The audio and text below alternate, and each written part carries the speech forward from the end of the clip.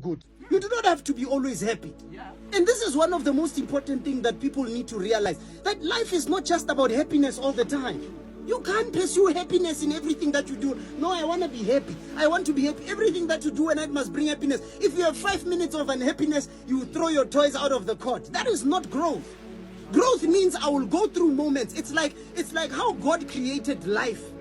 You know, life. That is why I call my page Life in Perspective. Because part of what I talk about is to say, you can also look at nature and say, even nature has seasons. You've got seasons of summer, where some animals enjoy that season, and some don't.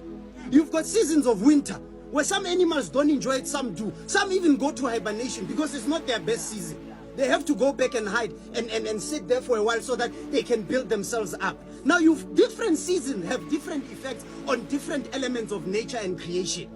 Now, those animals have learned to say, when winter time comes, whether I like it or not, those animals that hibernate will go into hibernation.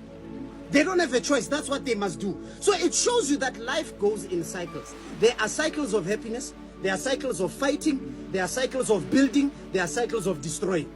So you go through all those cycles, and those cycles are important because then they teach you that as a person, you need to have the proper levels of balance for you to be able to manage these changes in your life. Now, a lot of people are losing the lesson of growth because they want to stay happy. Wow. Okay. Let me tell you something. Happiness does not grow anyone. Oh. Wow. Happiness does not grow anyone. You will never grow from happiness. You need trouble to grow. Oh, yeah. You need trouble. That's why when I have trouble in my life, I embrace it. Because me embracing it is to say, what is it out of this trouble that I can find that is actually beneficial for me? What is it that is out of this difficulty that I can find that will make me a better person? Because happiness does not actually make you any better.